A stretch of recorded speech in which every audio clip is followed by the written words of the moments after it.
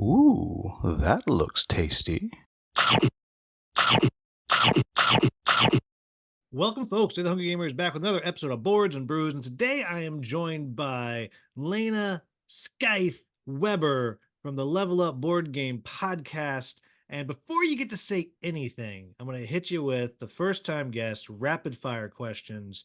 And that is, who the crap are you? What is your channel? What is your shtick? And how and why did you get started in the board game media game? Yeah, so I'm Lana, also sometimes nicknamed on where I usually hang out as Navigator Lana, or we could add in now, Lana Scythe Weber. I'm never gonna be able to pronounce it the same again. So I help contribute to the Level Up Board Game Podcast. Check that out over there. I have been pretty regularly contributing for about 10 months now on there. No, it's a baby. It's bored. It's a baby. I'm still a baby in the podcast world and everything. So I'm still learning the ropes here, but it's a lot of fun. But I started off on there with essentially, as we're gonna say, my shtick was Patrick over there said, I need an extra segment on my show to kind of fill in some space. You want to do something on traveling? I like to travel. So, well, I can do something like that. So what about traveling and how, places of the world and how it relates to board games. So we came up with the idea of game trotting, which is essentially talking about some sort of place in the world, the US, around the world, whatever it is, and relating it back to a board game. So we've done like Portugal, and I've talked about Azul, I've done Sequoia National Forest, those kind of things.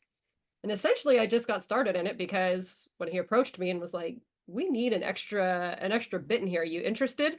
I think he thought I might have said no and been shy. And I'm like, you underestimate my extroverted ways. I am good with this. And then lo and behold, they just enjoyed me so much. And we played a game so much at our game shop, local game shop around here. Yeah, I thanks said, for you the want to come invite. on? I never get the invites to that.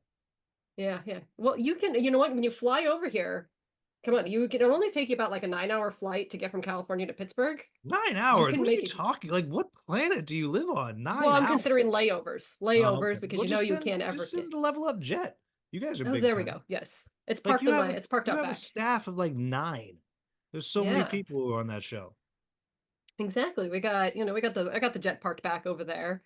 And yeah, so they ended up asking me if I'd just come on more regularly. We were always playing games together, games that they needed a review, and we're like, it's kind of nice having an extra voice on here. So let's bring you in. So I'm on there fairly regularly, not every episode, but fairly regularly. And now it's sort of given me that little media bug. And now it's started creeping into my mind of what else can we do out there? So maybe I'll start dabbling into more things. I've started maybe go into more of an Instagram or be hip like the teenagers, like my teenagers, and go on TikTok or something, but we'll see. You know they'll be mortified if you should go on TikTok, They will be. especially because They will be. you'll demand that they have to follow you and Exactly. like your posts and stuff. Oh, it'd be Yeah, I'm like, you got to mortifying. go help my algorithms here. Go on there. They lucked out that I'm mostly on Instagram and they're not on Instagram. So they're like, oh, okay, good. They don't have to deal with that. But I went up to them one day and was like, so what do you know about TikTok? Because I just follow people. And they're like, oh no. And then one actually was very nice and was like, "Oh, I can help you." I'm like, "Well, you're the winner. You're gonna get the, you know what? You're gonna get the big chunk of the will when I go, Exactly. because you're the one who offered right away to help." Well, the others are like, it doesn't matter because if mom starts TikToking, we'll die. Yeah, it's exactly it. They're like, go get the grave ready back out there now. So So I haven't heard a game trotting episode in a while. So is that just dead now? Now that you've leveled up past that? no, actually, the next episode, there's gonna be one on there. And Patrick just reached out today and was like, "We haven't had game trotting in a little bit." And I said, "I was just thinking about that last week that we haven't had one, and I was getting ready to get one together." And then he messaged me today and said, "Can you get one together for next week's episode?" Done deal. I can do that. I said, "I was just thinking about getting one together." So I got a couple ideas in my head. I just have to decide which one I want to go with. So many options out there of games that have their roots in some sort of cool stories or cities that go with it. Now I just got to figure out which one. All right, so Yeah. starting out. So what is your brewed beverage for the day? I'm just being good, and I just have some iced tea in my Chip Theory Games pint Oh, glass. nice. I have a Dunkin' Spice spiked iced coffee. Now, I do like hard coffees, and I liked hard coffees in cans. This one's okay. Well, I'll say it's okay at best. I've had much Sponsored better by Dunkin' ones. Donuts. Yeah, yeah, exactly. So now this is a new sponsor, so they really should come and, they want to go find me on, Instagram, go find me on the podcast, and it'll be starting to be our new sponsor now for the Dunkin' spiced coffee right there. Yeah, so So, before we started recording, I was because you'd mentioned you were thinking I had spiked coffee, and I just assumed you were going to make something. I had no idea that this was something you can just get in a can, and I just can't get behind it. I'm sorry, I can't get behind it's canned okay. spiked coffee. I just can't do it. There are some good ones, and my sister said the exact same thing. One time she came over, I think this was about 2 years ago. She came over, and I pull out this canned coffee, this spiked coffee, and it's called Rebel, it's a brand called Rebel. They make a really good one. And I pulled it out, and she's like, she saw it said hard coffee, and she says, "What on earth are you eating? Are you drinking right there?" I was like, "Hard coffee." She's like, "That sounds disgusting." I'm like, "Oh, you say it sounds disgusting." And I handed her one. And you know what she brings now at every camping trip that we go on now? Rebel coffee. She hunts it down and brings it because I've got her converted to, not all the time. I mean, she likes her regular old beers and things like that, but when it's a low key night, she brings out the hard coffee. And I'm like, see, I converted you. All right, I will so say, don't try the Dunkin' one though. you'll be bringing those to PAX then, is what I'm I hearing. will be. I actually have. I actually have. It's either that or rum and coke is my other go-to. But yeah, any long night game eat it up, I usually take it out and be like, oh, there we go. And people always give me the sideways stare of, what kind of coffee is that? Like, it's not so bad, but Yeah. All right, so you're bringing that and all the games to PAX, and I assume you're bringing Patrick and all them in your van or whatever too. yeah, yeah. Are I'm you gonna really shove them in the you're the back. chauffeur for everybody? No, actually, I'm going to take the train with Scott. I'm jumping on Scott's bandwagon when he said he's taking the train. And I said, that is a brilliant idea. So I don't have to pay for parking. I don't, because I'm pretty sure the hotel that I got will not have a the parking garage for 4 days. I thought that's a great idea. I'm going to jump on the train too. So before you know it, I'm pretty sure he's going to have a horde of Pittsburghers joining him on the train to go there. Yeah, But we did. I was supposed to do, Don and I we took the train from Martinez, California to Reno for RageCon. It was yeah. great. We had a great Yeah. time just playing games all the way out. Snuck a few drinks on that we probably shouldn't have, and then on the way back to the same thing. It's really fun if it's a long enough train ride. I don't know how long that train is for y'all. Yeah, for us, I believe it's about 6 hours. And the drive, actually, I was just there Your this state last makes no weekend. sense. It can't. It's not that It's a big. very wide state. So, no, well, but to get from Pittsburgh, if you just drive it straight through to get from about Pittsburgh to Philadelphia, technically drive time is about 4.5 hours or so. But then if you consider you have to stop because nobody wants to drive for 4.5 hours straight, then it ends up being about 5-ish, 5.5 hours, depending on how long you stop or if you have hungry people or Yeah, how many that's people you have. it's funny you say that because like I might not be able to get out of San Jose in 4.5 hours sometimes. Exactly. I mean, the traffic around that area. I used to live out west and I don't miss that traffic. Like, I had a little bit of traffic coming out of Philadelphia last weekend. It was maybe 20 minutes tops, and then I was clear on the road and it was just smooth sailing across the entire state the whole way. The only downside is, come December when we go to PAX Unplugged, it snows here, and you never know if all of a sudden it's like, it's going to snow this weekend, and you're like, I don't want to drive 5 hours across the state in snow. Hence, the train comes in very handy then. Yeah, And last time I went to definitely. PAX, it was really, I mean, probably not for you mutants out there with your extra layer of fur or whatever you have to keep Yep. warm, but it was just horrible because we I was staying in an Airbnb that was like a mile away, Oh, just walking. It was just so cold all the time. yeah. I don't know exactly where we're staying because I'm sleeping on the floor of the level up guys, so I don't You're know how. huddling up in the bottom corner of a bed if you get cold, or kind of like, you know what? If you bring Beatrice's dog bed, you might be able to like squeeze yourself into there if No, you. she'd be too angry if I did that. So, I was saying, I'm hoping that they found a place close to the convention center, but I have no idea.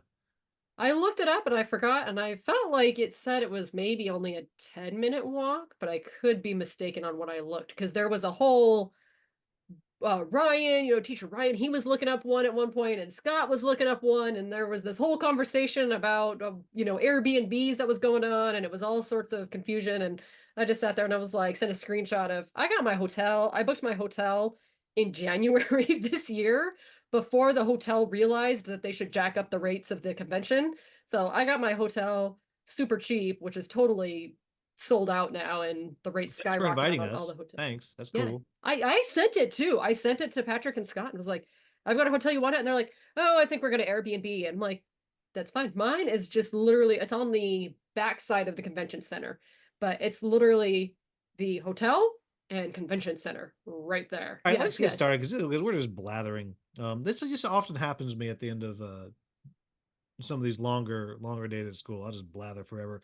Let's jump in. So what have you been playing lately? We each got three things we've been playing lately. I'll let you go first because the first one is like a All right. punch in my gut. I'll let you go first on that.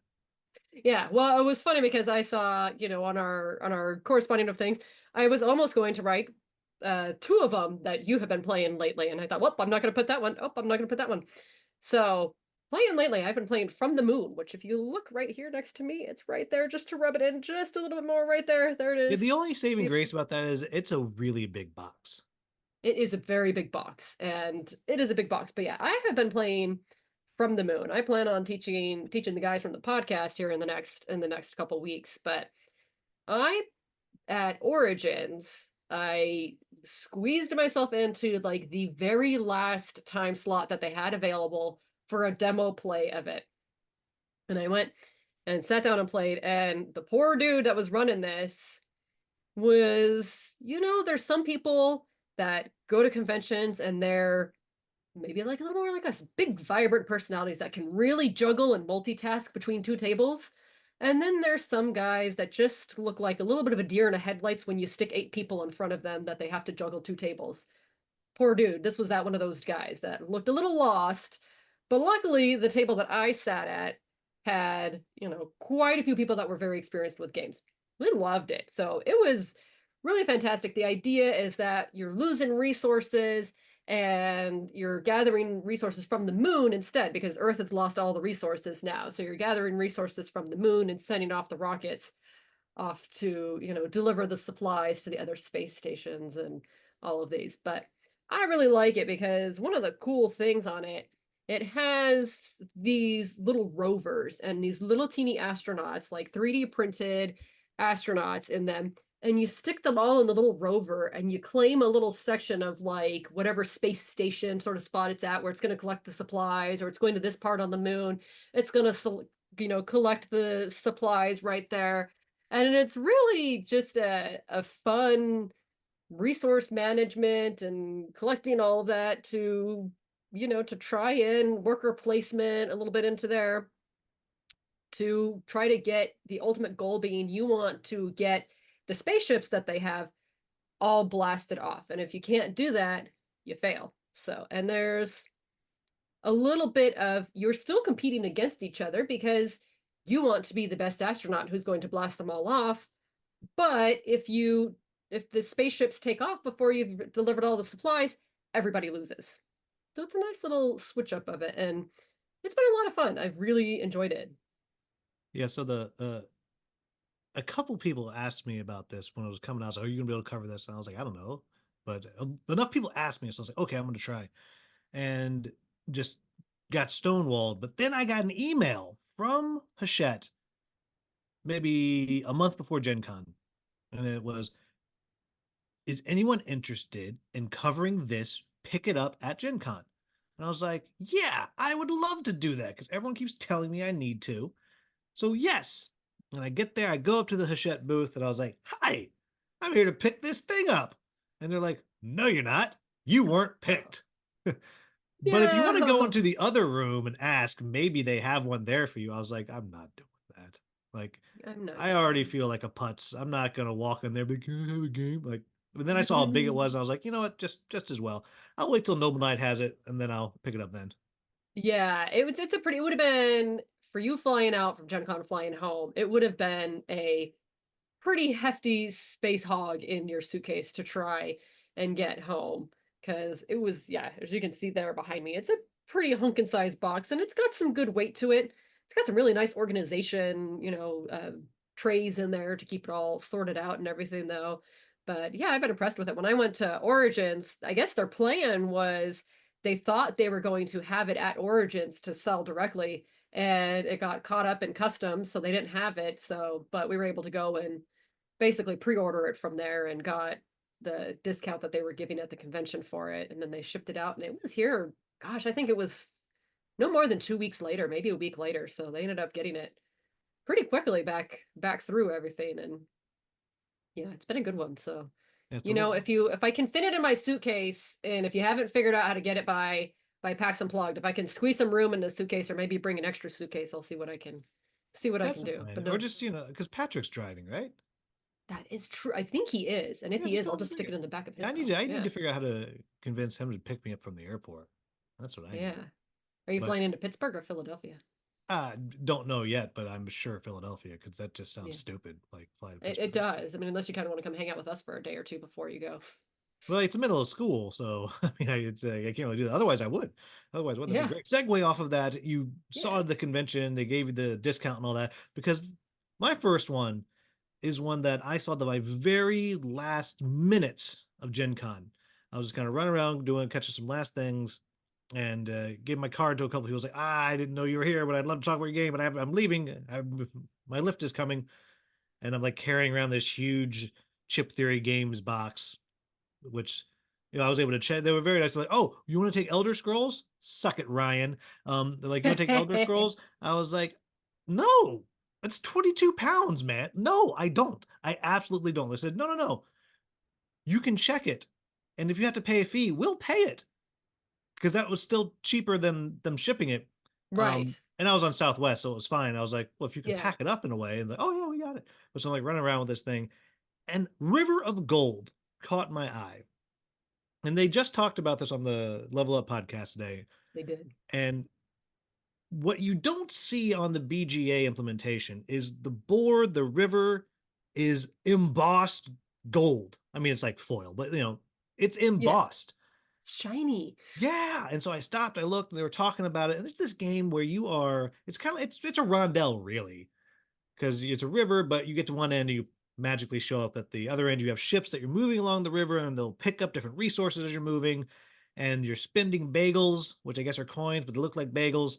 You're spending They look like bagels to bagels. build buildings and put them into various places. And those buildings are going to give you influence in regions. So it's Rondell. Well, yeah, Rondell, kind of tableau building, but everyone can use your tableau of buildings and area control. And it's great. And so so at the point is at Gen Con, they're like, well, if you buy, we don't have any here, but if you buy it in the next 2 hours, because it was Sunday at 2 o'clock or whatever, the next 2 hours we'll ship it to you for free. And I didn't, I waited. Finally have a copy coming. It's gonna be here tomorrow.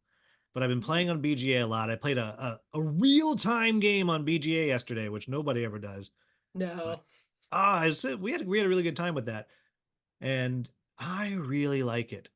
It does this thing that I love in games where there's an element of chaos to it, which is that die that Hmm. you're rolling. Yeah. And you have to react. Like it's about how can you react to this thing. And there's some other reviewers that I love. I'm actually having one on next episode who had this whole big complaint, him and his partner, why you just I just want to build my thing because your die has to match. I just want to. I got my stuff. I want to build my thing, and I have the stuff, and the die won't let me. And I'm like, that's great. So I am so into this. I've already downloaded and printed and sleeved the fan made solo. I'm pumped. They have a fan-made solo version on it. I did not catch that. Which I have been really liking it. the designer has played and gave feedback on. Like Oh, it's legit. It's like 9 cards or something. nice. Yeah. So I was I'm even more, I know, because they were just talking about it. And then Scott mentioned, so those that don't know, we always have this constant rotated group chat of all of us chattering about different things from the podcast. And Scott said something how he saw it at the game shop and he almost picked it up and he left it. Like, what are you thinking? We get together all the time. Like, I don't think he realized because they didn't have me on that episode to talk about it, how much I've been enjoying River of Gold too. Well, And Noble Knight Games has them in stock. if they have them, I know a promo code, I mean, a Yeah. link that I should Yeah. use Well, to it's go well and that pick they it did. up. That's actually where I ordered mine. So I initially I saw it was in stock and I was like, oh, I put it in my cart and I was like, well, I want to hit that free shipping. And I Yeah. was like, there's a couple I want to talk to my occasional regular co-host, either thing he wants, and then by the to put me over that like $120, 150, like whatever it is. Yeah. And by the time I went back, it had sold out, so I had to wait a couple weeks. But they just came back in stock like a week ago. Have that notify me online, notify me when it comes back in stock, and then just go. Yeah, yeah, it was There's been a couple times I've had to do that on there. And I'm like, wait, go, go, go before it sells out. I can't remember. There was one a couple months ago, and I wish now I remember what game it was. And it popped up on there that it was back in stock, and then within like 30 minutes, it was gone again. It's like, dang it. I don't even yeah. remember what it I was don't now. know how Apparently, familiar you are with Chip Theory Games and their strategist pledge that they do. So they always have this. It used to be like $700. I'm sure it's more now. Like a $700 pledge. But from now until the company shuts down, you get for shipping only whatever game they kickstart. ooh, And they do like 10 of them or 5 of them every time and they're gone like that. And so oh they had yeah, this game.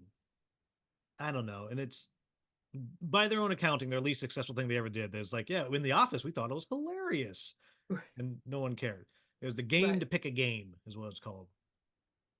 But they had this strategist pledge for it. So I was waiting. I was sitting there like refreshing the thing yeah. and it popped up and it was there. And I did this for people who are just listening, you can't see it, but I went, and that was it. It was gone.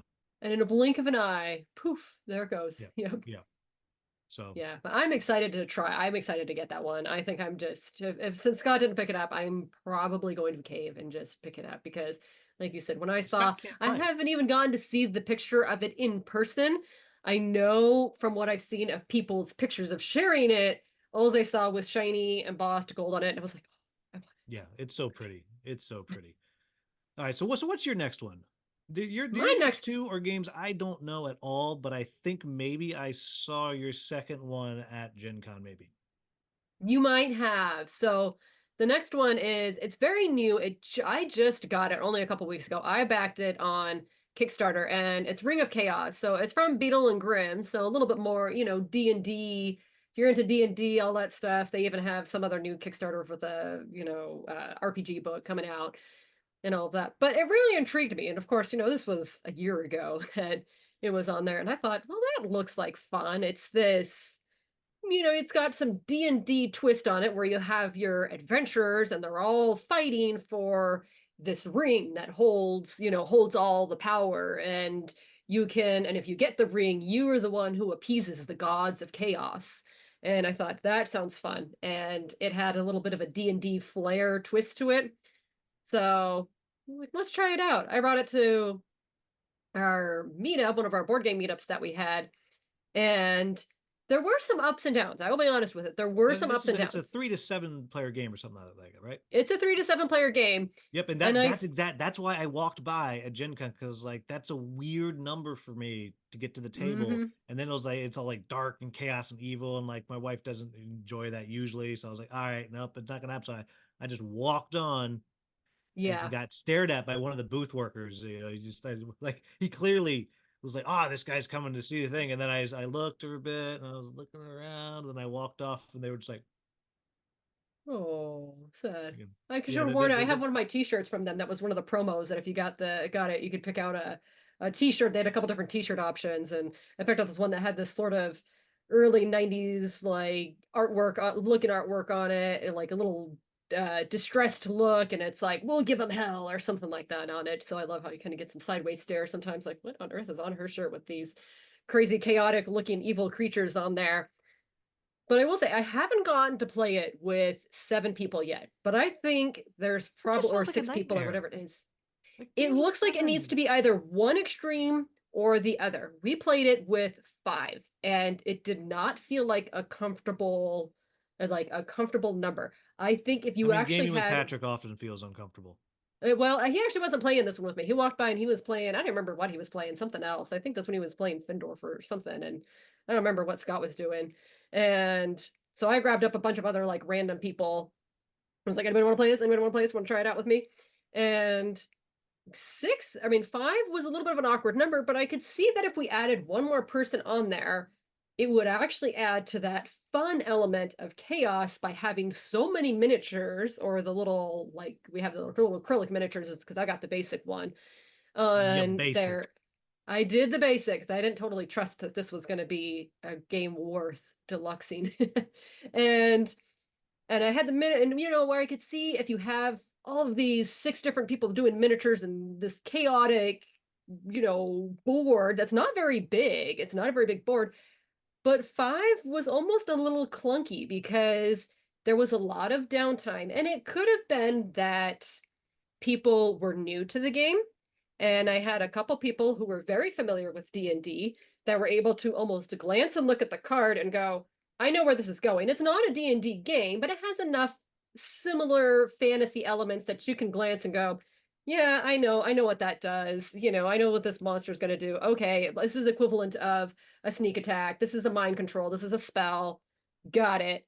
Let's go to it. And then some sat there and had to read every single little detail on the paper. And so then it kind of stalled the game. So it almost feels like it'd be really good either three, where you can move quickly between the three, or if you want to go the chaos route, then six people who maybe are a little bit more familiar with fantasy, some of these fantasy games, or Beetle and Grimm that can just kind of So look what's through the it. what's the gameplay like? What is it like? Are you fighting each other? Like I looked at it for a little Yes. bit, but I didn't Yeah, fully grasp it. so the gameplay is you have this board, you have your one miniature that represents it, but you have a board with four different cards that represents your adventure party. So I'll have four adventures, the other person will have four adventures, kind of like factions essentially. Your party, and you need to come up with a party name for it, and even bonus points if you can come up and have fun with having a catchphrase, which if none of the guys in the group that I was in did that, which is kind of one of those things like make it fun a little bit, guys. Get Well, into it. what It's was your catchphrase? That's what matters. my catchphrase was I said we are the brute squad because if you're a Princess Bride fan, I had the brute force, and so oh, I've got it. Mine is we are the brute squad. So every time you disrupted somebody else, or you kicked him off, or moved him around, or captured the ring, it's like you should yell out, your catchphrase. So I would be, we are the brute squad, or I am the brute squad, or something like that. So you have your miniatures on there, and you pick your different, you have these decks of, cards in your hand, and you're playing either, an attack spell, maybe a movement. You have a couple different actions that you can do. You can either attack somebody around you, you can do a long distance spell across the board. Ultimately, what you're trying to get is a ring in the middle of the board. And then the ring, once you capture it, it'll move with you. And when you move your little miniature, you're going to move the ring with you. Now, the ring, I will say, is really cool. They put a legitimate ring on there that's like silver with this intricate fourish design and like a red gem in the middle. So it feels like you're really trying to get this ring, but you stack your miniature on top of the ring and you grab it and then you move it. And then the ring becomes the catch to it that makes it chaotic is the ring is very easy to take back. You just almost have to be close to another miniature and say, I'm stealing the ring back from you. We can fight it out. But before you know it, this ring is bouncing around on the power, and essentially it's last man standing on this. So you could have some of that downtime where this person's kicked out of the game and they're done. But it does have this constant bouncing around that gives that chaotic feel of capturing the ring. And just in case that wasn't enough to try to be fighting each other, occasionally on your deck that you pull from, you have to pull a card and there's a monster that will pop up, and then the monster will attack everybody in the dungeon or the cave that you're in, attacks everybody in there, and you all have to defend yourself, try to attack it, all of that. So not only are you attacking each other, then you got monsters that pop up every now and then to attack you too. So it's chaotic fun, and if you like D&D-ish fantasy type of games, I think it would be a lot of fun with the right people at sort of a sweet spot number. I really want to try it. I'm going to recruit some of my family to try to play it with me at 3 people, see how it plays, and hopefully at a meetup try to get 6 people and see how it plays. I also had 4 other strangers that I'd never played a game with at our meetup, and And you so never will again because they wouldn't do a catchphrase. probably, and they might have been a little intimidated by my strong personality and outgoingness. They seemed a little bit more quiet and reserved. I And mean, you are here a I big am. time media person, I so am, I'm like, I'm wearing my Level Up podcast shirt. You should know I'm part of this. If y'all hear me, you should know I'm pretty loud and obnoxious. So yeah, I enjoyed saying, I am the Brute Squad, like that every time. But that was fun. But I I, still enjoyed it. I still enjoyed it. I think it has potential, and I'm excited to try it, try it a little bit more and keep getting a few plays on it with the right people. I can't wait to hear you talk about on Level Up, and you're either gonna be like, yeah, this game's terrible, or you're Mm-hmm. gonna be like, yeah, it's so good. You just have to play it at 6 players, and if you It follow might these be. other rules and you're all really really drunk already, it's just the best. It could be. And so I'm still a little, kind of feeling out the water, treading on it to see how I feel about it. I'm in the middle phase of I'm pretty sure I like the idea behind it. I like where it's going with it, but I got to try it out and still give it a few more plays with a few other people and different, party numbers. And so I'm guessing that of my other two, the one that you've been playing is River Valley Glassworks. Yes, That's my guess. I keep getting invited to this game by I feel like everybody on my BGA friends list. And if any of you guys are watching, I'm not even complaining. I enjoy it. It's a cute little game when I'm just sitting there passing the time very quickly at sitting at a swim team practice or something like that, and I can just quickly play a move. It's a good game for that. So what do So, you think about it? this game is a beautiful game, and I have the deluxe version, which I don't know if the regular version has the little neoprene river that you roll out and like these clear acrylic tiles that you put the river glass on, and like they slide. It's this beautiful, beautiful game with little forest critters running their river glass shops. I don't know what they do with it, but they clearly make money. I don't know. And the core game, which is what you've played on BGA, is each of the tiles on the river has a shape associated with it. So if it's kind of a heart shaped glass, you can take it out of your hand and put it on the heart shaped tile and take all the glass from one of the tiles next to it. And then you're putting it out into your inventory in columns of like colored glass. And at the end of the game, you're going to score points for your two highest columns and however many completed rows you have. And you're right, it's a cute, fine little game. But what you don't have is a deck of mini modules. And that is where the game is at. Because you can, like the uh, original Don and I, we started playing. And about 2 turns in, I was like, you want to add some of these modules? He's like, yeah. And so first we threw in the platypus assistant that you have special powers. Now you're asynchronous powers. And then we threw in the weird contraptions. Now you have another special power that does all kinds of weird crap. And then we threw in the special orders, which is now you're trying to overflow your supply, which usually loses you points. But now if you overflow the exact right colors, now you're getting more points. And then there's a special shape that you love the most. There's like 9 of them. And you start adding these things in, and then the game gets really, really interesting. So I guess what I'm saying is for most of the people who are probably listening to this, the plain basic game it is nothing. Like there's just almost nothing to it. When you start throwing in those modules, then it's still a very light game, but it's way more interesting and it's beautiful.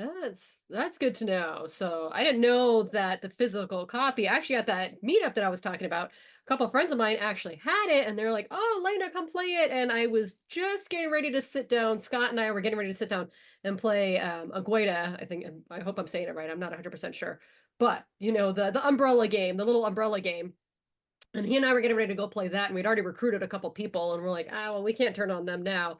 And I had no idea there was extra expansions or modules on it at all, because that would make it a lot more fun. I mean, it's fine on BGA for a quick little move here and there, and you place it, and it's cute little animals and stuff like that, and that's fine. But I've been hesitant to get a physical copy because I thought this feels like it's gonna get old fast. But if there's actually modules and things in it, that would make it a lot more Yeah, I interesting. mean it's still an all play game, meaning Yeah, it's light, yeah. but you start adding that stuff in, then I enjoy it. It's a pretty delightful, sweet little game, and the production's great.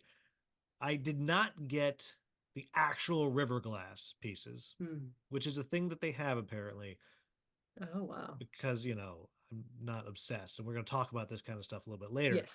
But Yeah. it's fun. So I guess what I would say is try it on BGA, and if you would all enjoy the core mechanic, when you're like, okay, that's done, then maybe think about it. It literally all it does is it comes with it's like a deck of like a regular deck of cards size deck, and it's got like 6 or 7 little modules in there. That'd be intriguing to get because I really like the all play games. They're great for when I have sometimes some of my family plays it. If my sister or my nieces and nephew come, I mean, they make great games that are just the not hardcore gamers that come to your house and you just throw one of their games out there and you can usually teach them in 5 minutes and then you're off and it's cute and fun and yeah. Yeah, so Well, but I'm pretty high on it for the weight of it. All right, so what's yeah, your yeah. next one? I've never heard about this at all, but it looks like this is a game. If I correct me if I'm wrong, but based on the name, it is about Christmas trees. You are close in the sense of trees. You're actually making a botanical garden. Well, I I thought believe you the game, Botanicus, it sounds like, yes. Christmas. Yes, you would think Botanicus and but it's not quite. So it's on pre-order, I believe, but I started playing it on BGA. And I'll admit, the first time I played through it, I was kind of like, eh, okay, whatever. But then my friend, one of my other friends, was like, I really like this game. Will you play it again with me? And I'm like, all right, I'll play it again. And I felt like it was one of those games that started growing on me. It creeped up on you, and you played another game, and you're like, So it's a oh, tumor. it really was. And so the idea behind it, it's supposed to take place in this late 19th century. You bought the land and the aristocrats are coming to have you hire you're the gardener and or have your gardener go and make this beautiful garden for them. And essentially you have a little gardener that moves around and it costs coins because you got to hire your gardener to move him around the garden. And then there's changing little like victory point tokens that can change about when you fulfill one of the requirements. So maybe it'll be you have 2 level 1 plants and then 1 level 2 plant that your visitors want to see.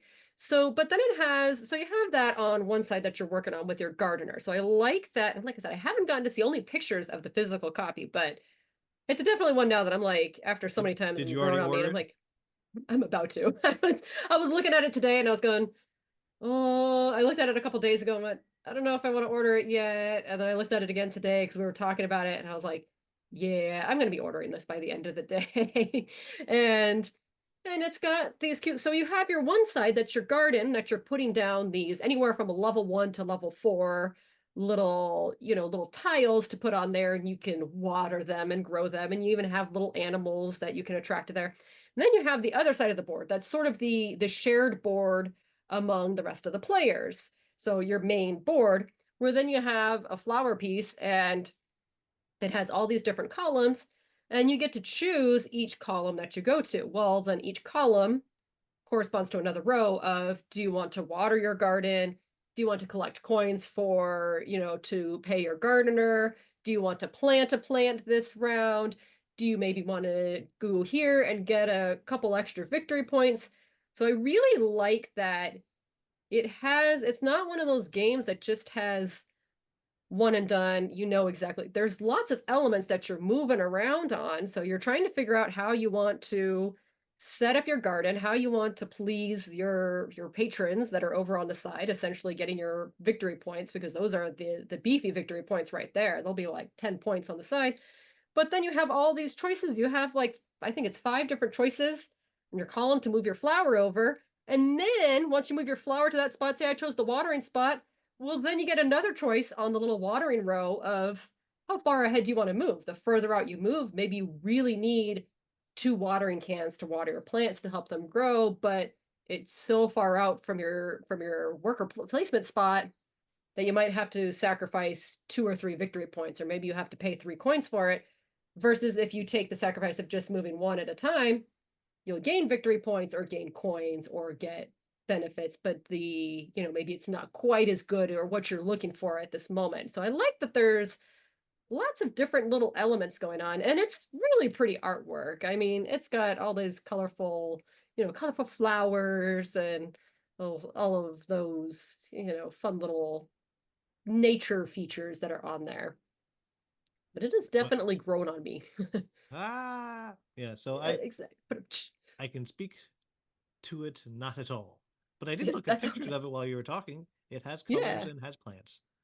Yeah, it has colors and plants. So if you like nature, if you like colors and you like plants, and like I said, and funny enough, I like nature, I like animals and nature and woodland creatures thing, but if I'm gravitating towards animals and nature, I'm much more of the type of person who's gonna gravitate towards like, trails or parks or, more hiking kind of, hiking in the woods kind of thing. Not necessarily pretty flowers in a garden. I'm more of a, I guess you could say, kind of tomboy, and flowers You're never quite did it rustic. for me. I'm rustic, and that's why I think the first time I played it, I was kind of like, okay, flowers, yep, big whoop. And then I played it again, and I was like, oh, there's actually some mechanism. Oh, I'm getting this now. Oh, I like this, and so now it's grown on me, and now I'm going to be a sucker for it and buy this very colorful, bright flower game. But I think it'll be fun, and I think it'll actually be a sort of nice family friendly. It looks like it might be a family friendly Now, game. We'll see everyone how it. deserves to be a pretty flower every now and then. You know what? We all have to be a pretty flower sometimes, That's like a right. pretty little princess. You know. Now, my last one is a game that I'm guessing you don't know, which is a shame. You should. I This know. is a game called Monasterium, and I think this is currently my one dry ass Euro that hangs out in my house. Maybe I have two. Like, I like Right. Euros, but they got to be thematic, even if it's just set dressing. But this one, you are visiting monasteries down up and down a road and helping initiates get in there and do the thing they need to do. And you're building a stained glass window. It's dry as crap. But you do have a little donkey cart meeple, which I'm all about the donkey cart meeple. Can't go But wrong with that. so the core of the game, I've talked about this. I actually have a me designed fan made solo mode that's on BGG. I actually got to play the one that the designer had in mind. And my understanding is he decided not to release it for whatever reason. And so I made a video with mine because I actually made it. And then a friend of mine said, oh, I know the guy. I talked to him. But he decided not to release it. So I didn't put it out. So I just play with mine. But that's how much I like it, is my point. Yeah. And this is a reverse dice drafting game. Mhm. So you roll your dice and then you will pick a number. So I roll my dice and I say twos, and all my twos go out onto the board.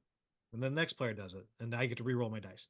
And then once all the dice are out, then you then draft the dice back, and you can take up to three dice from any of the spots. So as you're putting them out there, like, okay, I'm not going first, and I see there's a two twos out there. I don't want to put down another two because that means Lane is going to get a go and just boom, take a huge action of twos, because each die you take is another action you get to do, which is getting soup, or like soup. You're getting soup and you're sending people into soup kitchens. And then if you work in the soup kitchen, you graduate to Hammerman. Like, it's just so dry, but it's so good. It is such a fantastic game. It's pretty quick, and you're moving your donkey cart up and down this road like River of Gold. It wraps around, but as you're moving, you can only influence the monasteries that your donkey cart's still connected to, little paths. Or you've sent someone into the sure the chapel itself, and then they're there and they can let other people in. And you can't get into the cloister unless you have somebody working in the abbey to like open the door for you to get in there. And you have this huge tableau of, it's like 20 meeples. And as you send them out into these monasteries, you unlock new powers that your dice can do. It's great. It's awesome. It's hard as hell to find. They did recently have an American printing Kickstarter that just barely funded. So Mm. at some point it'll be available, but chase it down. It's so good. Yeah, I sounded intrigued after you mentioned it recently, and I looked it up and I started reading the description. I'm like, this, like you said, it's one of those things. I don't know why this sounds so intriguing, but this sounds really cool. Like Donkey I'm like cart having dude. There's a donkey cart right. I'm like, dude. Like this said, I was kind of looking at pictures. I'm like, I'm actually intrigued by it. And then I did. I went down and looked. I'm like, oh, it looks like you can't really find this thing hardly anywhere right now. Yeah, Okay. you might be able to get a late pledge on it. I don't know what the I'll status have to is double check. of that Yeah. because they sent me one because they wanted me to cover it for the campaign, and then the campaign got delayed like a year and a half. Wow. So I mean, they still have the video, but you know, I Right. will if you haven't found this and chased it, I will bring this to PAX. This is a light Yes. game. Yeah. Yes, this I will bring. This game is just delightful. I it might catch on fire. It's so dry, but Right. it's so good. I love It everything sounds about like it. something I would enjoy still, though. Yeah, Um, it's just great. All right, so we'll go a little quick through these. What is next on your table? Now, right now, you got to pick one of your two you've listed. You I got to gotta pick pick one. one. I'm gonna go with Lore because it's a brand new one that just came out. I had, for all I know, it might have been on Kickstarter. I don't know. I pre-ordered it from one of the, from one of the game sites because it popped up. It popped up on an email, and alone on the box cover, it doesn't look all that. It's a pretty white box cover, but the name alone caught my attention. Lore, and I thought, I'm intrigued Like by Data's this. brother, Like because I'm in if fantasy it's Data's lore, brother. I yeah, well, that'd love be fun war too, yeah. games. And then I started reading it and it was like, oh, you're entering a world with enchantments and all adventures and you're gonna go on quests and battle monsters and hunt for treasure. And I was like, done deal. You know what? Just I'm just gonna pre-order it. We're Well, gonna that go with it. really I don't is know much a about it. dry looking cover. So if you're The box watching, I'm cover, yeah. holding my phone up here. Yeah. There you I go. it's I just was like, I should go and grab my copy. It's over here right now. Grab it and hold it up that it would be easier to see, but you got a good view of it. It's yeah. very dry looking, but I started reading it and I thought, it said your archetype's going to go on quests and battle monsters, and it said it's a new take on old school fantasy. And it was like, if you love fairy tales and timeless myths, this game's for you. And I was like, I love fairy tales and I love timeless myths. I'm going to get this That one and does we're just going to sound go up with my it. alley. Well, you might be bringing that Right. to I might be bringing it PAX to PAX. also. I took it out the other day and I just kind of sorted through things, just started looking at the pieces. I didn't get a chance to play because my life is constantly here and there and everywhere. So, which is why I have so many portable games that can go places on the go. But I took it out and so I think I'm really gonna I might have to play it two-handed for a little bit, but I'm intrigued. The artwork looks really neat. It has that classic fairy tale fantasy look to it. So I'm excited to try it out and see how it plays out. Yeah. And so, but my next one is already mentioned. That is Elder Scrolls. I've been reading through it. It's just a lot. It's a chip theory game, and I played it 2 years ago at Origins, and it's great. And I have to Right. assume it's only gotten better. And I just haven't had the time because I came back from Gen Con, immediately got sick, then was doing a play at the same time for 3 weeks, then was fine for a week, went off to another little local con, immediately got sick again. So it's just been a mess of things. But that's the next one. It's really like an evolution of Too Many Bones, which I love. I don't know Elder Scrolls from, a hole in the wall at You never all, played the which video games or anything? no, no, Oh, which okay, I'm yeah. sure Ryan is really upset that he's here. Like, why does he He's probably have this going, and "Oh, I not played the me? video games. Why didn't I get it?" Yeah. Yeah, Though the sad thing is, had you all come to Gen Con, he probably could have because we that probably could because have. that they wanted some reviewers to take these copies, and it was like, I'm not carrying that. Right. So he probably could have, but it was really fun. Oh, but so Evolution of Too Many Bones, because you actually have a map and you actually explore the dungeon, and it has one thing that is really cool. Each of your stat bars are kind of double sided, or you build from both sides. So you can kind of build up like your health. Oh, I have a lot of health, but if you do that, then you can't get a lot of the abilities that kind of come the other way. And so you're constantly kind of balancing like how much of each ability that you have. And there's this stance mechanic. You can only use certain dice when you're in certain stances. It it's really like playing an RPG video game, and I'm really excited to do it. It's just in chip theory games fashion a lot. Yeah. It looked like a lot. Just the box alone, when you look at it and go, you see a box that size, there's a lot packed in there, and it's probably fantastic, but Yeah, it's like going to be a this lot is to the work through. tutorial guide. This is Oh man. not the rule book. The tutorial guide And for those of you who are just listening, here, you can listen. There you go. And it Yeah. is 40 pages, the tutorial guide. So, you know. That is a hefty game right there. But I mean, I think anybody who's an Elder Scrolls fan is going to be absolutely geeking out and be, shut up and take my money type of thing for it. Yeah, I know Ryan is desperately hoping that I don't I don't keep it forever. Right. And I mean, it's going to be real hard to dethrone too many bones for me. Hmm. But on the other hand, I did just let go of one of my favorite dungeon crawls because it was three huge boxes. So I know I got a lot of space. And I know you've called dibs on one of my other big, huge boxes up here, I did. which I adore, but I Right. probably won't play through again when I'm done. So that means I want to have some I mean, space. if you were going to keep it, by all means keep it. But if it needs to be rehomed, then it needs to be adopted into another household. My house is open for it. No, no, I've made this commitment. No, it's coming your way when I finish recording it. It's great, but I'm not gonna play through it again. Right. There's just some that you Yeah, play it once and you're done. And that's yeah. it.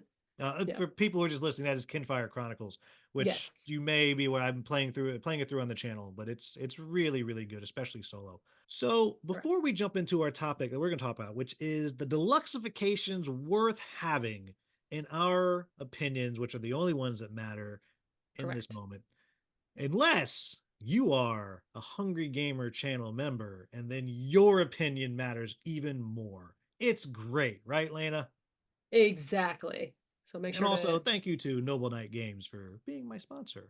Looking for used games? Check out the affiliate link down in my description and watch this commercial. Here at Noble Knight Games, we've been carefully growing the world's largest selection of board games, role-playing games and dice, war games, miniatures and paints, card games, and more. Going on 25 years now. Our rustic castle contains more game and hobby goodness than you can shake a stick at. Complete with careful packaging and the finest customer service the land can provide. You can buy, sell, trade from anywhere in the world, just like nature intended. Noble Knight Games.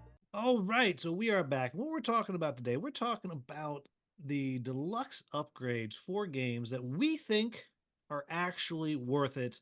And we'll talk about the ones that we don't think are worth it. And we might talk about a few games here and there, but the idea here is not that we're talking about specific games, more we're talking about the things that people try to pitch you in the crowdfunding campaigns. So I'll let you go first. What's one thing that will always get you to upgrade, or you're really going to be tempted that you really like? I will usually be tempted by upgraded bits. If they're talking, the little cardboard chit kind of ones, and then you're gonna entice me with some actual, plastic pieces that got a real feel. Because every time I have decided, no, no, no, I'm gonna go with the basic, the standard, the not. And then later on I'll see it like at a game event or something, and I'll see the upgraded bits and I go, should have upgraded the bits. That is one that I'm often, not always, but often a sucker for the upgraded bits. Yeah, I think about the anytime you're like drawing something out of a bag, like I'm thinking of like Bullet Yeah. or Life of the Amazonia. Which do you have that? I don't have it yet. I was going You order it to right play. now before I'm done Yes. talking. You need to order it with Okay. the upgraded bits. Getting it up right now. Yes. With It's the the most upgraded it bits. is Good the to know. most beautiful game you have ever seen in your life. That And sounds you like have something to to be up my alley. Yeah. yeah. Oh, and you have to get the upgraded bits. It's they got like these animeeples that are just freaking cute as hell, and these chunky wooden tokens that you're drawing out of the bag. And this might be in. And so I'm moving on to something else that really got me, and Yeah. I just loved. And it's this might be in the retail version of Amazonia. I'm not sure, but not only does it have a waterfall, which you could have upgraded all the way to a wooden waterfall, which I did not do Right. because that's crazy. Yeah. But as you're drawing, it's a bag builder, like a deck builder. But as you're drawing your tokens out of the bag, there's a little boat, and you put them in the boat, and the bag and the boat are perfectly sized, where you just dump everything right out of the Oh, boat that's back into your nice. bag. It's amazing. But as you said, upgraded bits, and I'm not talking about. We'll talk. I'm sure we're gonna talk about minis later. Not talking about minis. I'm talking about you go from cardboard to wood or cardboard to Yeah. acrylic or cardboard to metal. Those kinds of things. That's almost always going to get me, especially like If sell a you little upgrade the pack click. of just like the bits. Yeah. I'm always like, yes, yes, I Yes. will take that. I did that at Origins. I passed by one of the booths and it was like, you have upgraded bits right there. Done deal. Yep, I did And it that was too. There worth was a it. game Yeah. that I know Patrick and Scott have been talking about, Super Snipers, and Yeah. I covered it, and I didn't realize that there was acrylic um, polyomino pieces, which Oh. you 100% do not need. And I saw that those were But things, and I was like, oh man. And the designer straight was like, well, I put you in the pledge manager. Like, you should have read it. I was like, yeah, I'm I the should asshole have. here. I So I should had to have, go. but I I had didn't. to go to the booth and buy some. But Yeah. yeah, upgraded pieces always Yes. gonna get me. Always gonna get me. Yep. Um, and I'm also gonna I'm gonna go next. I'm gonna say metal coins. It just I agree on that one. Definitely. yeah. Now, I interesting thing. I don't necessarily know that I need to have the exact metal coins for every game because I've I thought about have that. Yeah. on my main table, and I'll bring them back here too. Just a set of coins, metal coins. They sit there, and tons of games. I just use those instead.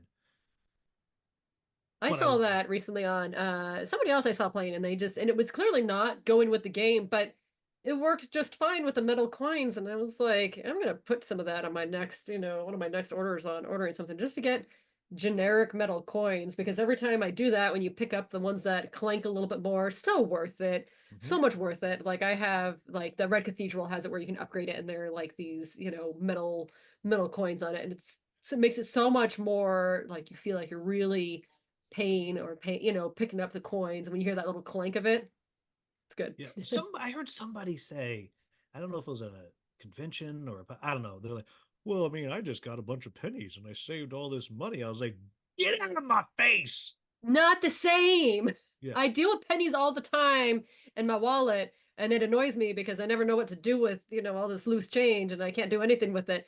No, it's gotta have that Is old feel like, Pennsylvania in a different century? What are you doing with cash? well, no, I don't usually, but that's what I'm saying is that the rare times that I have cash, then I end up with coins back, and I'm like, I don't know what to do with this anymore. I gave my youngest, I finally gave him, my dad and I gave him this jar of coins, and he's the new, anytime there's the rare times I have coins that appear from some random reason, I'm like, here you go. I don't want these anymore.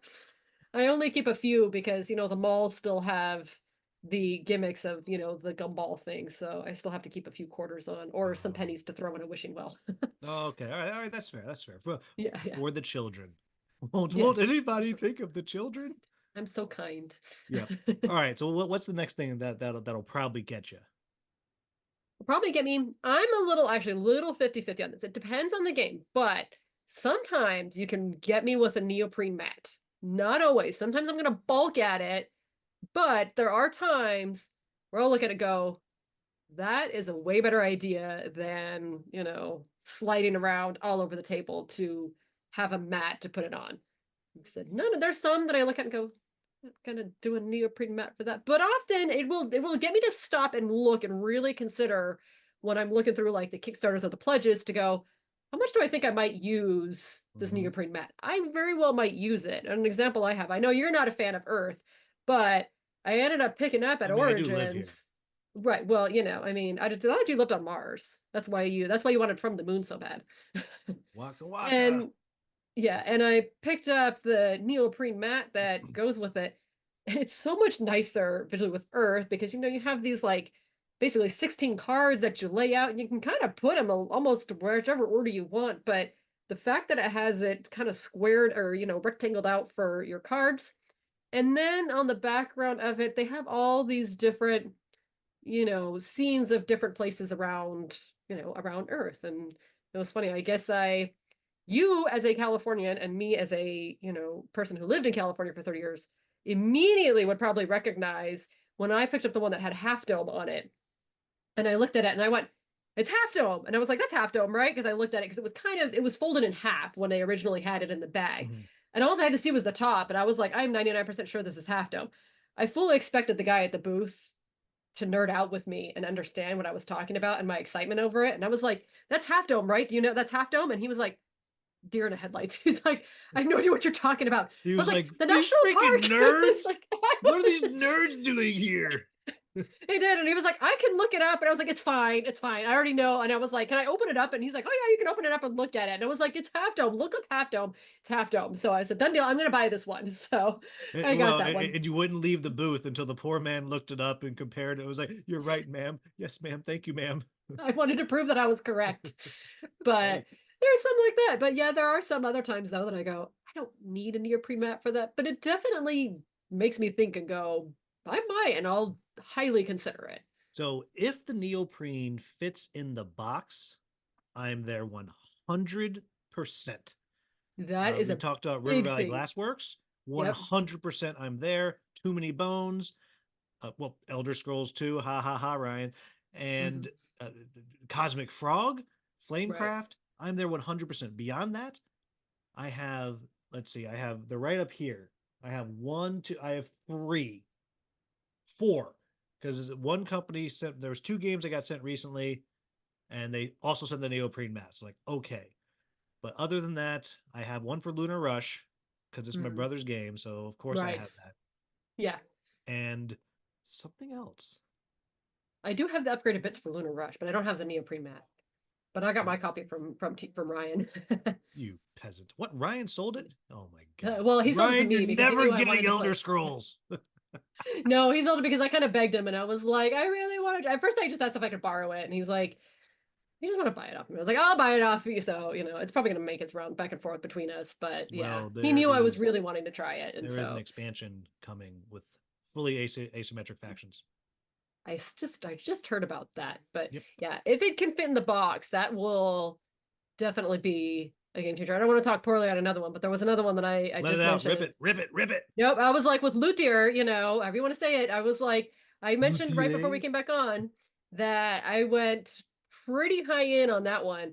But the next one above that was the giant neoprene mat. And I was like, I'm never going to put this thing. Did you get, and this is what I wanted to talk about actually, of just ridiculous. Did you get the dice tower that plays music? Nope. Because it's awesome. I saw it at Gen Con. I played with it. And I was like, this is amazing. I did it a few times. And I was actually talking to Dave. I was like, he's going to be so mad I'm saying this. Good thing no one listens. I was like, this is going to get annoying. He's like, shh. First of all, I actually did not know. I must not have read it very clearly enough to know that it played music. I just saw, honestly, I just saw. You drop it in and it goes ding, ding, ding, ding, ding, ding. Oh my gosh. I mean, it's amazing. It's probably good I didn't see that at the time, because on the bad side of things, that is usually one that if somebody tries to push the upgraded dice tower thing, that is one I have a tendency to roll my eyes on and go, nope, because one of the big reasons that they usually will not fit back in the box.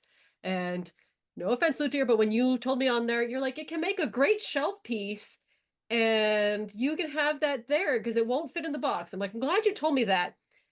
However, I have a violinist in my house that is my second oldest, is a pretty decent, young violinist with a youth symphony orchestra.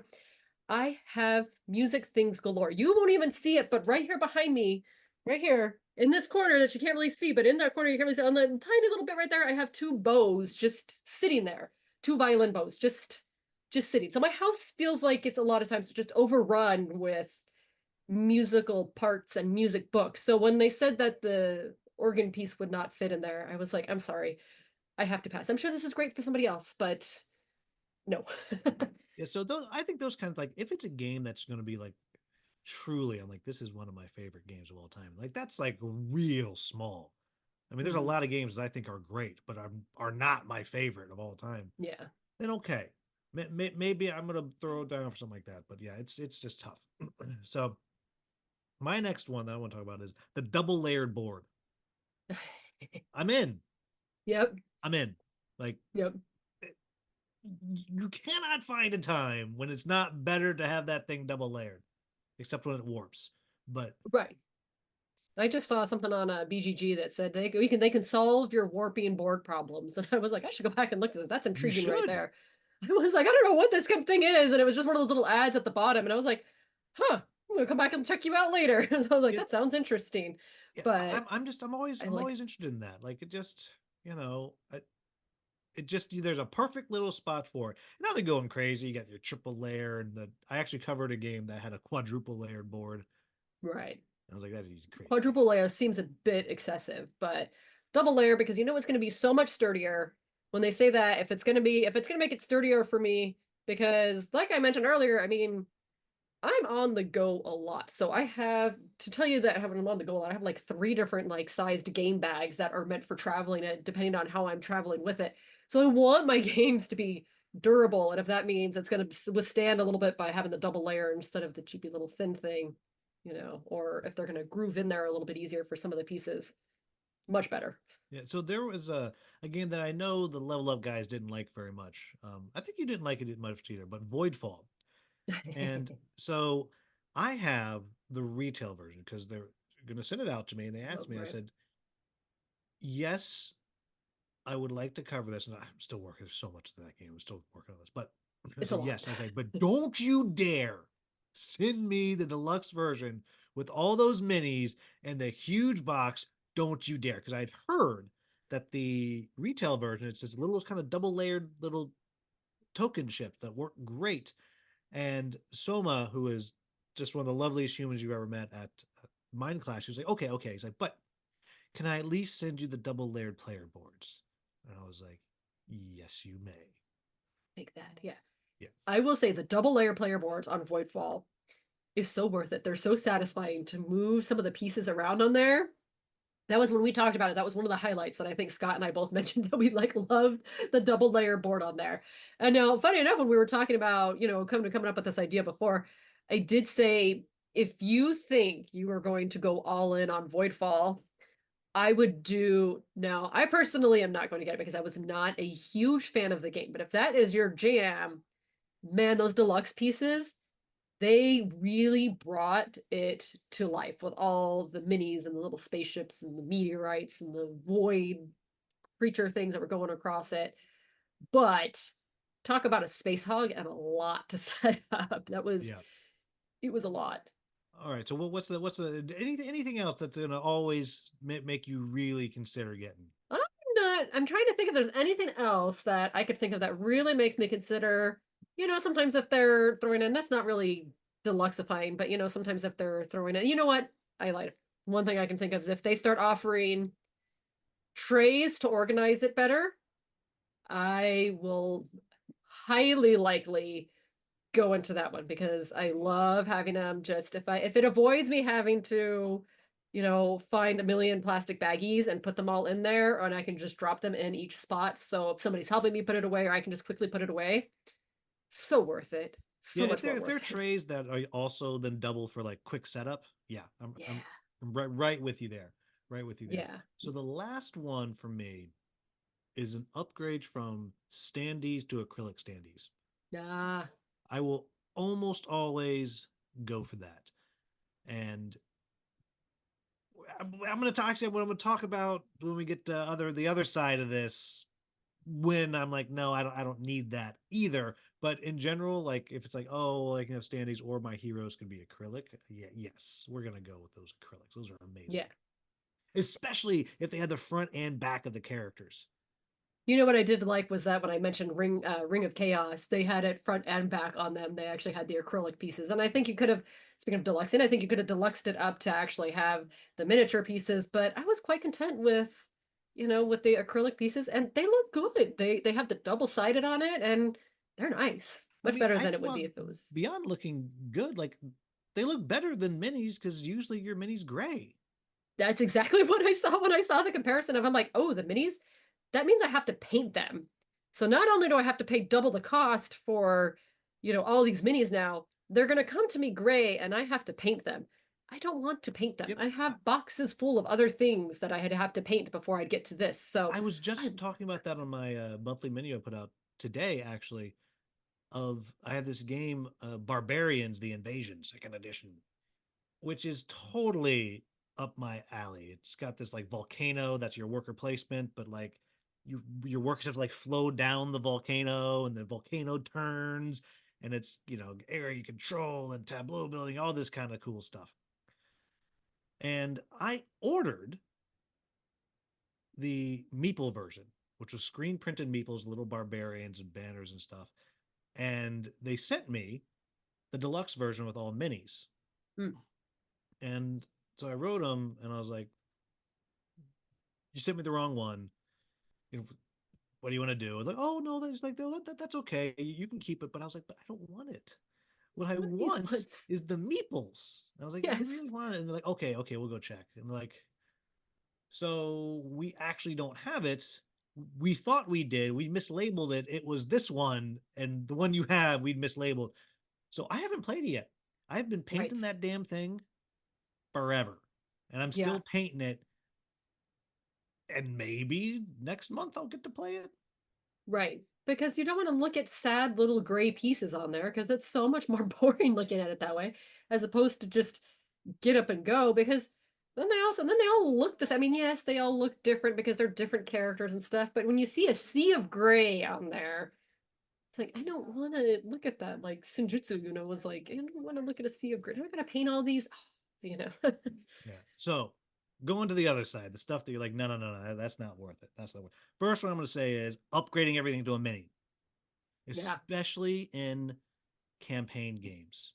Like, Mm. like a Gloomhaven or even the Kinfire Chronicles that we were talking about. And like that one, I'm glad I didn't get the upgrade of everything to acrylic standees because you see them for a fight and then they go Yeah. away. Like my perfect world, I like to have minis for my heroes, Hmm. which I will then paint the heroes. Or maybe acrylic standees, and then the rest can just be normal standees. Or I'm weird.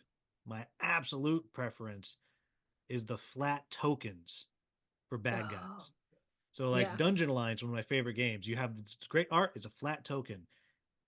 What's a Fate Forge, which is a new Hmm. one from Chronicles of Khan. All the bad guys are wooden discs with like the art on top. That's what I'm Oh, that's talking nice. Yeah. about. Like Yeah. it's quick, it's easy, not getting Yeah. knocked over, it doesn't block your line of sight. That's what I'm talking about. I'm Yeah. strange. I just lost all credibility by saying that. Give me the flat stuff. I understand though, because sometimes it is just easier than trying to sort through all the minis and just take them out and go bump, bump, bump. Okay, good, got it. Stick right here, stick right here, stick it right here. Yeah, then the Good to minis out and then go. you killed it. Oh, great. Yeah, and so you take the minis out for part of a fight, and you're like, and you're done, and I'm done with this, and I'm never going to see you again this campaign. Okay, that what was the point of that? You're like, eh. In So fact, that's part of the reason why I just let my Tanaris Adventures go. I mean, I played through, I don't know, right. 90 hours of this game. I had a great time with it, but there's so many minis and so many boxes. And at the end of the day, I'm like, I can just like it or the original box, the original game came with just one set of bad guy or generic bad guys. You had archer bad guys, warrior bad guys, magic bad guys, and boss bad guy. That was it. Used the same thing for all of them. And back in the day, I was like, that's lame. But now I'm like, that's great. Like I like this. Yeah. You get simpler as you get a little bit older.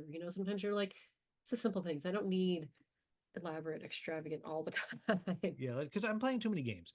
So Yeah. that's my first one. I'm like, nope, I'm right out. I got one more on the top of my head that I'm like, I Yeah. don't that's a trap. It's a trap. But you go ahead. Well, what's the next Okay, trap so I for you? briefly touched on this a little bit on the last part was whenever they start trying to throw at me, like I said, the dice towers of some sort, you've most of the time completely lost my interest because I have zero desire to upgrade to a dice tower. I have a dice tray. I have a big table that's like, 48 inches by 48 inches. I don't need a dice tower to just see it go clink, clink, clink, clink through the thing. Like I play enough D&D with dice more often than not. It's just, like I know a lot of people are like, oh, if you ever upgraded your wingspan dice tower from the one that was in the box, it's so worth it. I'm like, no, I'm fine with the little one that came in there. And even that, sometimes it annoys me Yeah, because I well, have to it's like, so worth it if you're playing Wingspan all the time.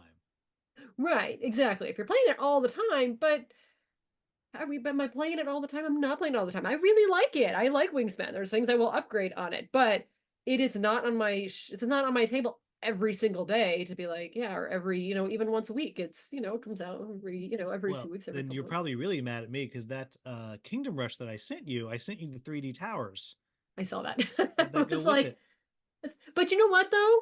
The 3D towers, they fit nicely into a nice little Yep. box that I can put away. If it does that, I'm okay with it because it fits into the box and it fits back into the shelf. But more often than not, I feel like you read these and they're like, "Oh, you get a dice tower," and you look at it and you're like, "Is that going to fit in the box?" No, I don't want it. Then what am I going to Well, the hog main up thing I also want shelf to point special out space? is Yeah. that entire Kingdom Rush is painted, I think. So Yes, you're good to go. I lucked out. I lucked out. I took a glance and looked at it. I was like, "Yeah, it's all painted. Yeah. We're good to go." I was like, "This All is right. so much better." So here's my last one that I love, but I've now recognized is often a trap. Magnets. Mm.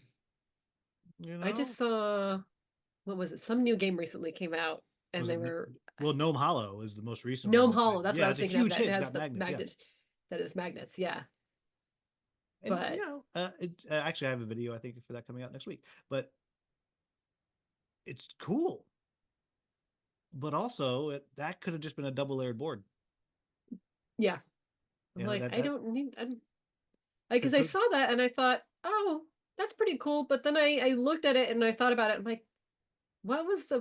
Do you knock it over a lot? It's no, it's little gnomes. I didn't know it was necessary to. I mean, it sounds cool, but it sounded a little gimmicky to me. I was like, okay, sure, yeah, I mean it uh, is a little cool. gimmicky. I mean, it does have two sides, and so I guess you would have to have a Yeah, triple layer board or just have it right. be like an insert, like whatever. But I think about it in times like that, I'm like, the double layer board would be fine. But then I think about something like Coloma with a little spinny wheel in the middle, and then it's fantastic. And I Right. think about something like, well, even this Kinfire Chronicles that has a magnetic top of the box, which then opens and flips over and becomes your playing surface, and it's magnetic on there.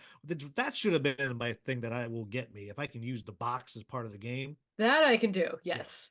Yes. That I can do. There's the new one that's from the who is it? The same people who did Mythwind.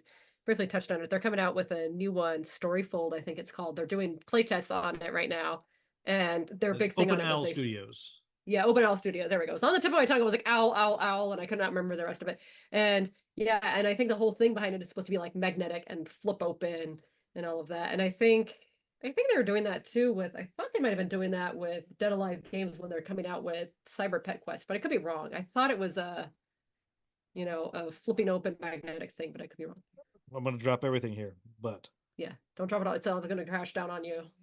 I don't want to have to call 911 and send them to your house. there we go. There it is. Yes, here it is. Oh, it's still in shrink. Sorry, Bernie. Oh, yeah. But yes, the box opens up, flips open, and Yeah. it is part of the board. And also, their next one, which is on top of it, Lunar Skyline, is also a little Oh, magnetic nice. box. Yeah. Though that's just a Yeah. magnetic box for funsies, I think. Yeah. Yeah. Yeah, I definitely will yeah.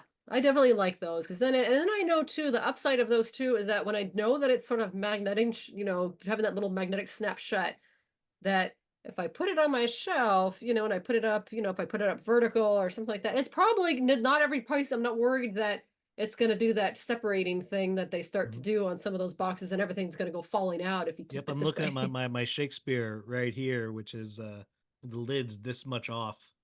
Yeah, I'm looking at it, I'm like, can I and I can't just push it because something's moved in there. Yeah. My Red Cathedral does that every time it starts to space open a bit. I'm like, All ah. right. So any other traps for you that you're like, nope, not worth it?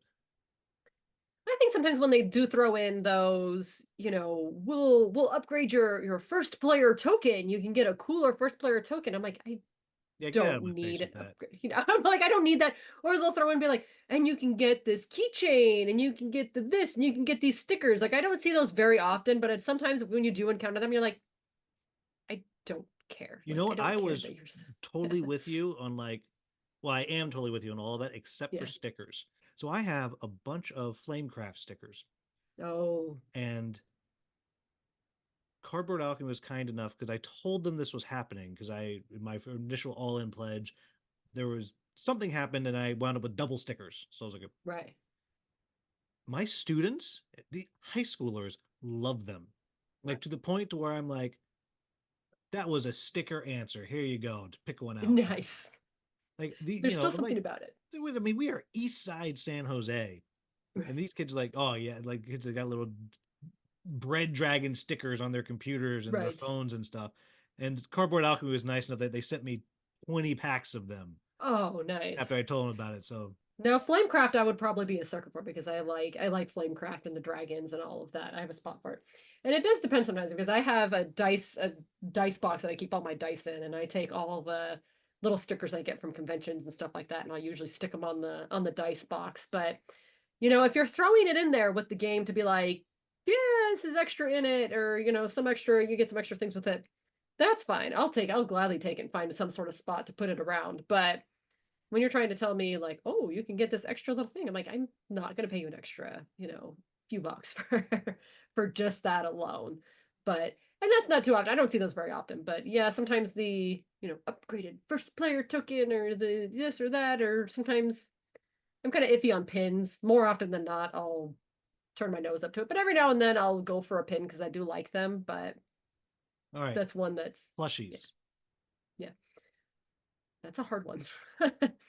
That one really depends on the game.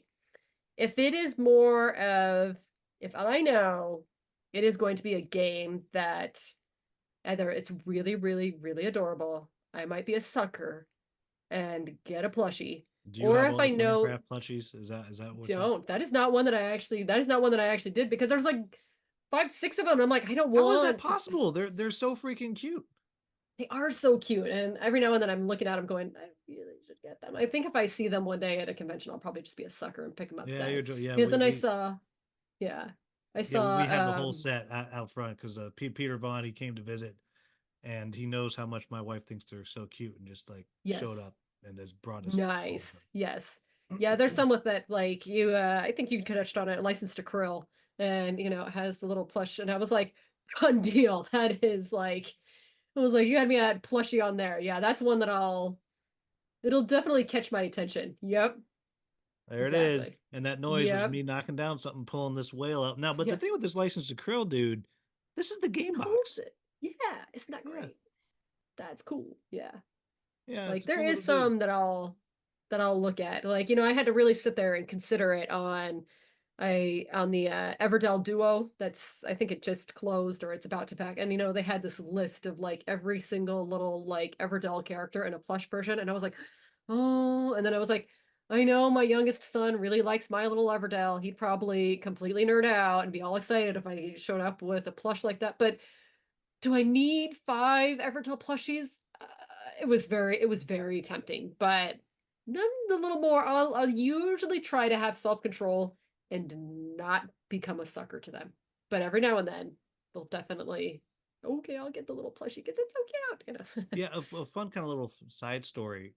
Right around the time that Lunar Rush was being kickstarted, was around the time that those Flamecraft plushies were just crushing it. So, like, you know what? We're gonna do a plush. That's what we're gonna do. We're gonna do a plush. And I was like, of what?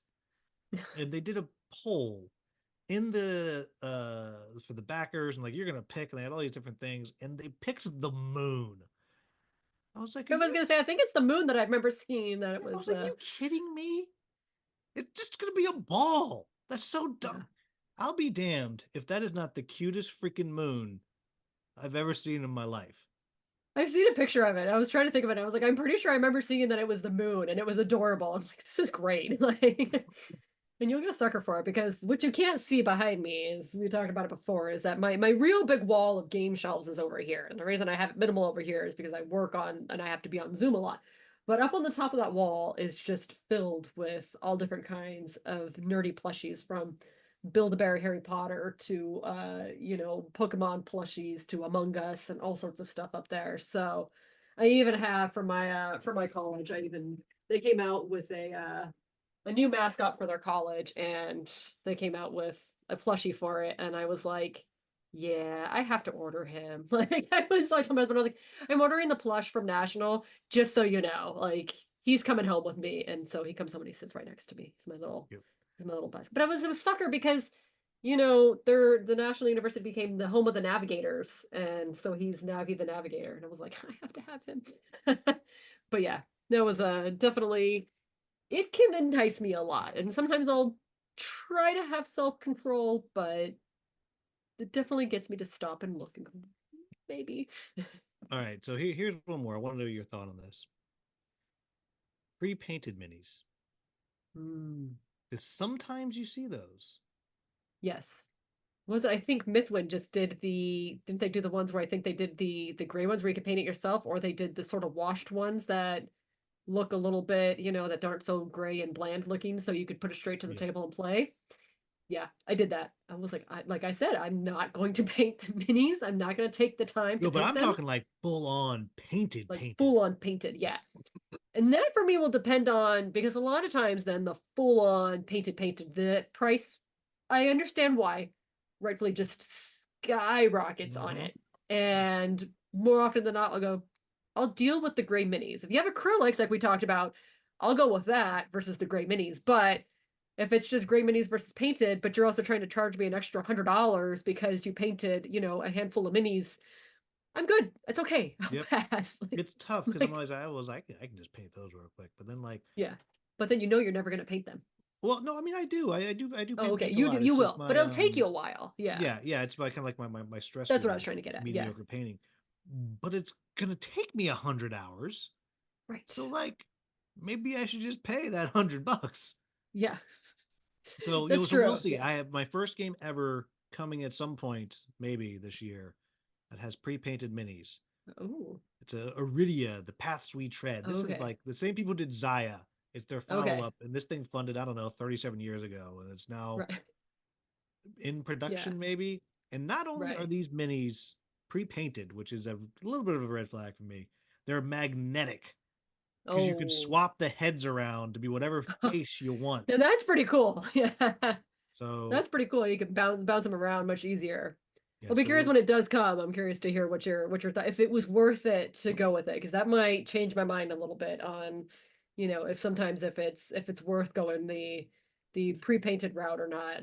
Like I said, I found it worth it with the Mythwind, and granted they're not full on painted, but I was like, this is worth it to have the washed out look. I'm good with that. Yep, that yeah, was well that's worth. But it often what I also do. wasn't a huge price jump on it either. It was a very minimal price Yeah, jump. doing the wash is usually like, I don't know, it's $10 or $20, something like that. Yeah, I think I it was like 15, $20, something like I that. Yeah. actually often when I'm doing my dungeon crawl games, I will all the bad guys, I'll just do a wash and dry brush on those. Yeah. Like I paint the heroes and it's just whatever. People like to. You Yeah. know, you guys you got something so you don't look like trash, but also Yeah. like I don't have I need a Yeah. life. All right, so Yeah. last thing before we wrap it up, what are some games that specifically have a deluxe component that you're like that got me really bad? That really got me. I would say, like we talked about briefly on Luthier, was that when they talked about all the different little instrument pieces for your orchestra pit and stuff like that.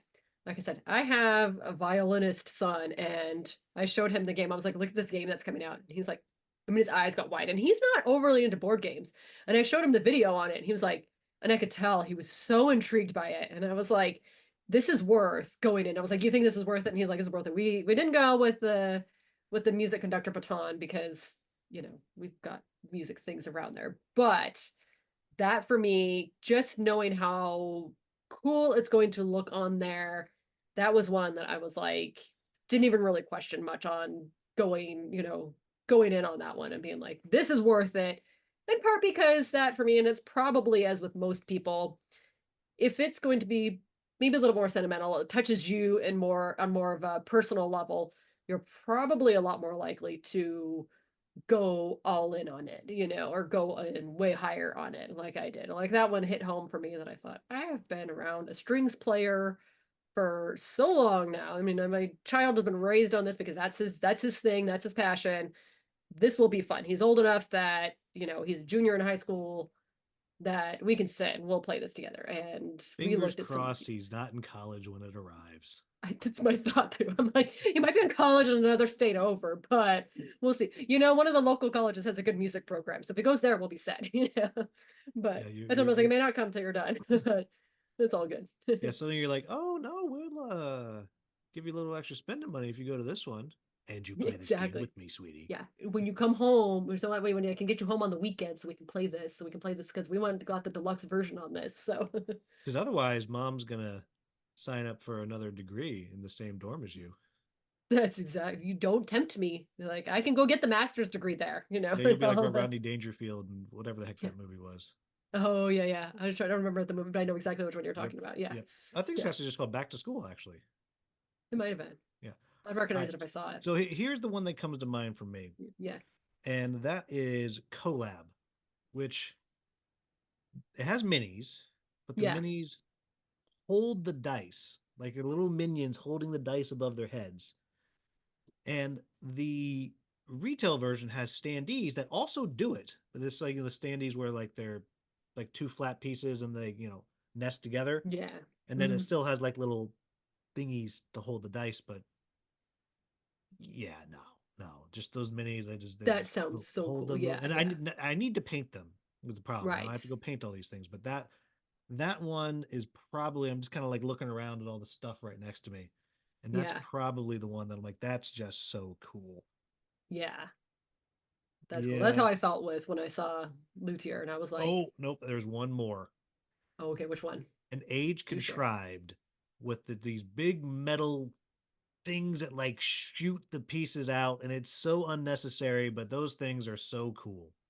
Oh, that would definitely be, yeah. That would Yeah. definitely be worth it. I'm trying to think. I feel like Yeah, there I was would something say I'm I'd trying to bring that one, but it's got metal player board, so I'm not bringing that. It's that'd be way really it'd heavy. be a lot heavier, a lot more difficult, Yeah, a lot more and the difficult other to get thing this. that they did was they customized every single box for that. Oh, that's Like if you cool. wanted, you could have had it say, Navigator Lena, Yeah. or like on That'd the be cool. inside. See, sometimes I see those sometimes on there too. They're like, you can get a customized card and stuff like that for your, for your player. And some of them I look at and I haven't ever done one of those because a lot of times it's not worth I the did it cost of it once. for me. I did But it once, and I didn't. And the full disclosure, I got a huge discount, but I did help create a character for Catharsis that is uh, a goblin with his helper dog that looks exactly like Beatrice, the board game dog. oh yeah. And Yeah. so I did do that one, and it's fantastic.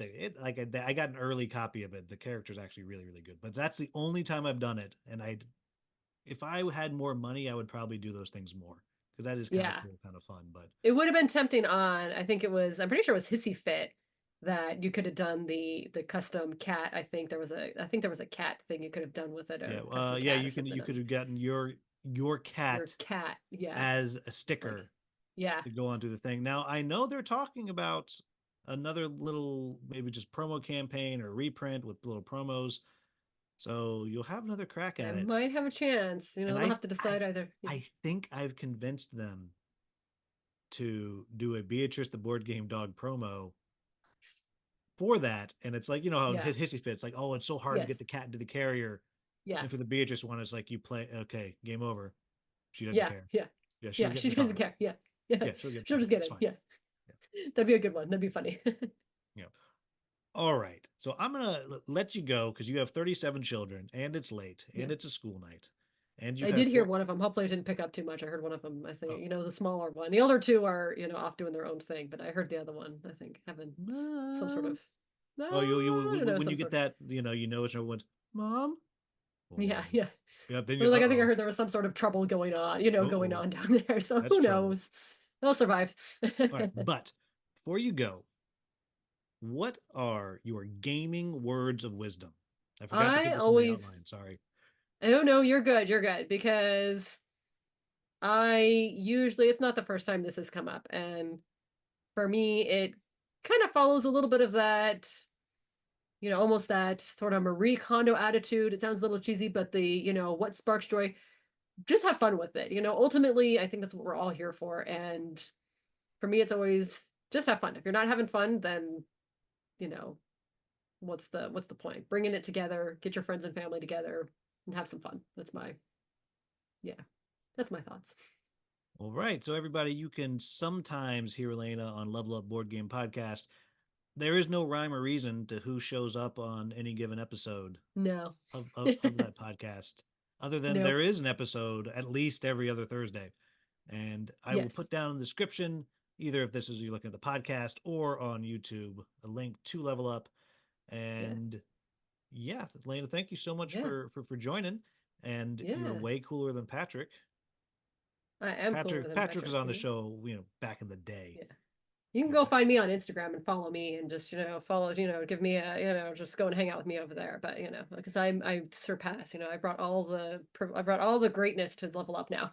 That's true. And you know what? And down in the description, you can also find a link to Lana's Instagram. It's down there too. Go follow. So, go right. And hopefully her TikTok soon to horrify I'm her gonna get there children. soon. But Yep. That's the plan.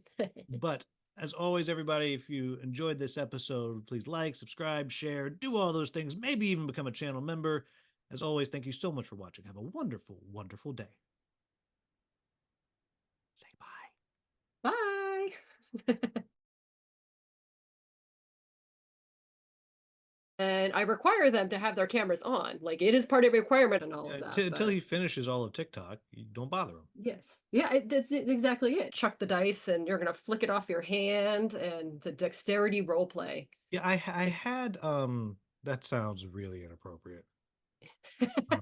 Yeah, well, when it comes time to write that will, you're gonna remember.